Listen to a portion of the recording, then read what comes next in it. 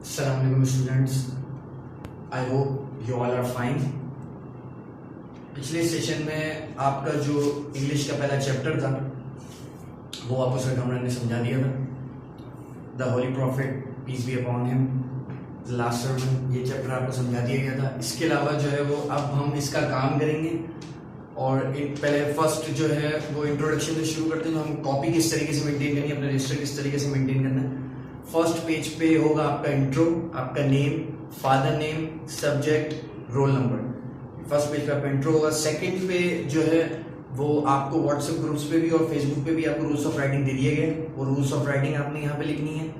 And second आपने mid term syllabus की heading डालनी है, मिड टर्म के सिलेबस की, और जो है mid term has been started के हेडिंग डालनी है. उसके बाद सिलेबस की हेडिंग है जो सर कामरान आपको पिछले सेशन में सिलेबस बता चुके हैं. आपका सिलेबस आपने लिख लिया होगा और वो कॉपी करने के बाद उसके बाद आपने अब यहाँ पे वर्ड्स मीनिंग से शुरू करना है. एक पेज छोड़ना है, वो जो आपको जो है डिक्टेशन आपको दिया होगा सर कामरान ने. अब हम वर्ड्स मीनिंग करेंगे. इसकी सबसे पहले वर्ड्स मीनिंग करेंगे.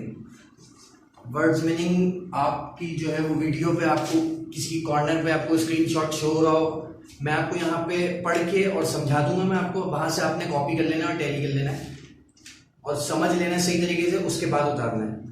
तो सबसे पहले जो हमारा वर्ड है वो है अचीव, जिसकी इंग्लिश मीनिंग है गेट और उर्दू मीनिंग है हासिल करना. मतलब किसी चीज को हासिल करना, अचीव करना, या गेट मतलब लेना, किसी को हासिल करना.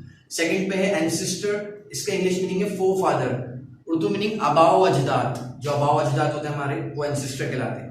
थर्ड पे है ऑथोरिटी, जिसकी इंग्लिश मीनिंग है पावर और उर्दू मीनिंग है ताकत या इख्तियार. किसी चीज की ताकत होना या किसी चीज का इख्तियार अपने हाथ में होना, उसको अथॉरिटी कहते हैं. नंबर फोर्थ पे है बिलोंग, जिसकी इंग्लिश मीनिंग है रिलेट, उर्दू मीनिंग है ताल्लुक होना, मतलब बिलोंग करना है किसी चीज से, ताल्लुक रखना या रिलेट करना. उसके बाद है हमारा फेथ, जिसकी इंग्लिश मीनिंग है बिलीफ और उर्दू मीनिंग है अकीदा या ईमान, किसी चीज पे यकीन रखना, अकीदा रखना किसी चीज पे. इसके बाद है फेथफुल, जिसकी इंग्लिश मीनिंग है डिवोटेड और उर्दू मीनिंग है वफादार. फेथफुल होना किसी चीज से, किसी इंसान का या किसी भी चीज से वफादार होना, अपना फेथ रखना उस पर. उसके बाद है फॉरवर्ड, जिसकी उर्दू मीनिंग इंग्लिश मीनिंग है पास्ट और जिसकी उर्दू मीनिंग है साबका. उसके बाद है हमारा फुलफिल, जिसकी इंग्लिश मीनिंग है परफॉर्म और उर्दू मीनिंग है पूरा करना, किसी चीज को कंप्लीट मतलब पूरा करना, परफॉर्म करना, पूरा करना. उसके बाद है ऑनेस्ट, जिसकी इंग्लिश मीनिंग है ट्रुथफुल और उर्दू मीनिंग है ईमानदार, ईमानदार होना. उसके बाद है लास्ट जो है हमारा वो है इविल, जिसकी इंग्लिश मीनिंग है बैड, उर्दू मीनिंग है मतलब बुरा या बुरी. मतलब इविल जो है बुरा या किसी चीज जो बुरी होती है, जो इंसान के अंदर होता है, बुरा या बुरी, उसको कहते हैं. उसके बाद अब हमारे क्वेश्चन आंसर्स हैं.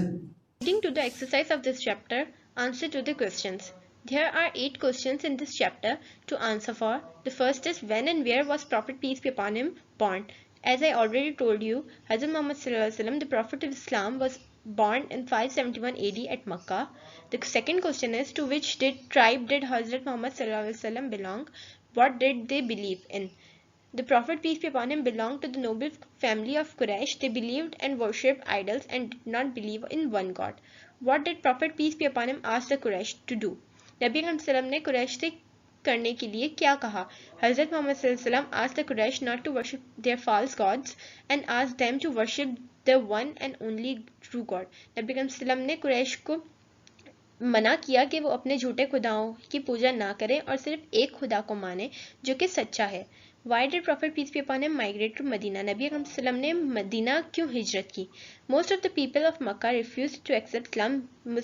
इस्लाम को कबूल करने से मक्का के ज़्यादातर लोगों ने इनकार कर दिया. They opposed the new faith and their bitter opposition caused the Prophet peace be upon him much agony and a lot of trouble. उन्होंने नबी सल्लम के नए ईमान को कबूल करने से इनकार कर दिया और कड़वाहट में अपनी मुखालिफत की.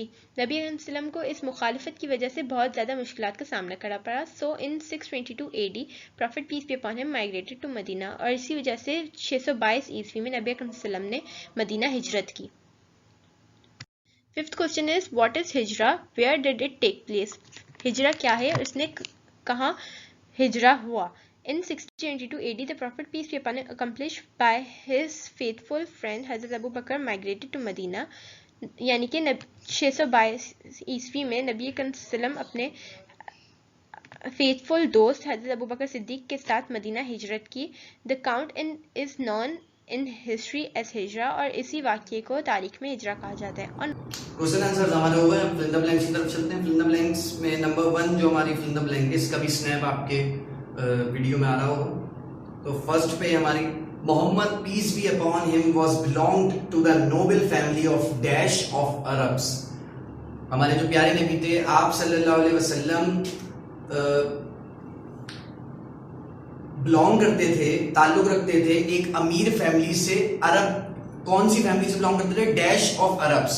अरब की कौन सी फैमिली से वो बिलोंग करते थे? कुरैश की फैमिली से। सेकंड पे he was born in dash at dash, वो पैदा हुए डैश एट डैश, मतलब वो कब और कहां पैदा हुए, ये दो डैशेस हैं। तो वो पैदा हुए 571 AD में और मक्का में पैदा हुए। नंबर 3 पे है in the dash year of हिजरा the prophet together with his followers went to perform हज। डैश साल हिजरत के डैश साल में हमारे प्यारे नबी आप सल्लल्लाहु अलैहि वसल्लम टुगेदर विद हिज फॉलोअर्स, अपने जो उनके जो फॉलोअर्स थे, जो उनके मानने वाले थे, वो उनके साथ उन्होंने हज किया। तो कौन से साल में हिजरत के? 10वें साल में, 10th आया। उसके बाद 4th पे he said another Muslims are dash, उन्होंने कहा, हमारे प्यारे नबी आप सल्लल्लाहु अलैहि वसल्लम ने कहा कि एक मुसलमान दूसरे मुसलमान का डैश है, क्या है? भाई है, ब्रदर। 5th पे है अल्लाह इज अ डैश गॉड, अल्लाह डैश खुदा है, अल्लाह एक खुदा है, अल्लाह इज अ ओनली गॉड, अल्लाह सिर्फ अल्लाह ही खुदा है। नंबर 6 पे हजरत मोहम्मद सल्लल्लाहु अलैहि वसल्लम is the dash prophet of अल्लाह, हमारे जो प्यारे नबी आप सल्लल्लाहु अलैहि वसल्लम अल्लाह के डैश नबी है। कौन से नबी है? आखिरी नबी है, लास्ट। इसके बाद अब हमारे एमसीक्यूज हैं। अब हम एमसीक्यूज की तरफ चलते हैं। अब हमारे एमसीक्यूज हैं, तो इसका भी स्नैप आपकी वीडियो पे आ रहा होगा। नंबर 1 पे है before the advent of Islam the Quraysh used to worship. अब हमारे तीन ऑप्शन है, मून, गॉड्स और आइडल्स। इस्लाम आने से पहले कुरैश किसकी पूजा किया करते थे? चांद की, खुदा की, या फिर बुतों की, मतलब मून, गॉड्स या आइडल्स। तो वो आइडल्स की पूजा करते थे, बुतों की पूजा किया करते थे। नंबर 2 पे है no Arab is superior to dash, किसी अरबी को किसी डैश पे फौकियत हासिल नहीं है। कौन किस पे फौकियत हासिल नहीं है? अनदर अरब, दूसरे अरबी पे, अ नॉन अरब, एक अजमी पर, और 3rd पे है अ तुर्क, तुर्की पर, टर्किश पर। तो अब जो सेकंड जो हमारा ऑप्शन है, किसी अरबी को किसी अजमी पे फौकियत हासिल नहीं है, तो a non Arab. Number 3rd पे है the prophet peace be upon him said in his last sermon that all the Muslims are dash, हमारे प्यारे नबी आप सल्लल्लाहु अलैहि वसल्लम ने अपने आखिरी खुतबे में कहा था कि सारे मुसलमान दूसरे मुसलमान के डैश हैं। क्या है? Brothers to one another, friends to one another, strangers to one another. दोस्त हैं, भाई हैं, या फिर अजनबी हैं, तो भाई हैं, brothers to one another. Number 4 पे है the events of the prophet's migration to Medina is called dash, जो इवेंट्स हमारे प्यारे नबी आप सल्लल्लाहु अलैहि वसल्लम ने जो माइग्रेशन करी है, उस इवेंट को, जो मदीना उन्होंने माइग्रेट किया था, उस इवेंट को क्या कहते हैं? मिराज कहते हैं, एडी कहते हैं, या हिजरा कहते हैं, हिजरत कहते हैं, हिजरा। नंबर 5 पे the whole humanity is the offspring of Hazrat Ibrahim, हजरत इस्माइल या हजरत आदम। जितने भी इंसान हैं वो सब किसकी औलाद हैं, किसके ऑफस्प्रिंग हैं? हजरत इब्राहिम के, हजरत इस्माइल के, हजरत आदम के ऑफस्प्रिंग है सब। नंबर 6 पे है God created man from dash, खुदा ने, अल्लाह ने इंसान को किस चीज से बनाया? वाटर से, डस्ट से, फायर से, पानी से, मट्टी से, या फिर आग से? मट्टी से बनाया, तो डस्ट है इस पे। 7 पे है prophet peace be upon him was born in dash, हमारे प्यारे नबी आप सल्लल्लाहु अलैहि वसल्लम पैदा हुए किसमें? कौन सी सदी में पैदा हुए? हिजरी में 571 AD, 572 AD या 573 AD? तो 571 AD में हमारे प्यारे नबी पैदा हुए थे। एक पे prophet peace be upon him performed Hajj in dash.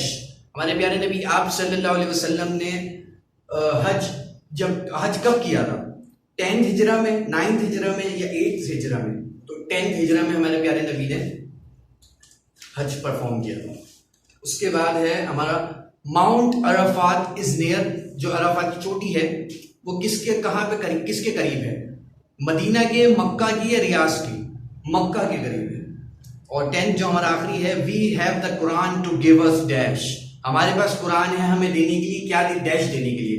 Wisdom, victory या गाइडेंस देने के लिए हमारे पास कुरान है। अब इसके बाद इसका लास्ट जो काम है इस चैप्टर का, उसके बाद ये चैप्टर कंप्लीट है। शॉर्ट नोट रह गया बस, अब शॉर्ट नोट करेंगे हम उसका। अब हम शॉर्ट नोट की तरफ चलते हैं, जो इस चैप्टर का लास्ट काम है उसका भी स्नैप आपकी वीडियो पे आ रहा होगा। तो शॉर्ट नोट मैं पढ़ के आपको समझा देता हूँ। शॉर्ट नोट स्टार्ट करते हैं। Prophet Muhammad peace be upon him was the last prophet of God. He was born in 571 AD at Makkah. He belonged to the noble family of Quraysh. हमारे प्यारे नबी आप सल्लल्लाहु अलैहि वसल्लम अल्लाह ताला के आखिरी नबी हैं और वो पैदा हुए थे 571 AD में मक्का में, और वो कुरैश की एक बहुत अमीर फैमिली से ताल्लुक रखते हैं। When he began to preach Islam, the people of Makkah turned against him and became his fierce enemy.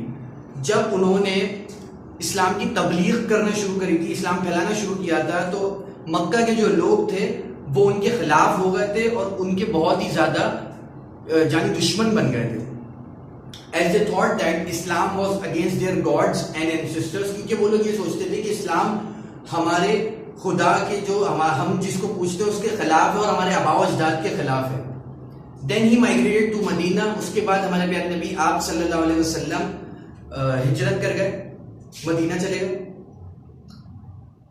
This event is called हिजरा। इस इवेंट को हिजरत कहते हैं, हिजरा कहते हैं। In Medina the prophet peace be upon him founded an Islamic society. He raised the status of women in the 10th हिजरा।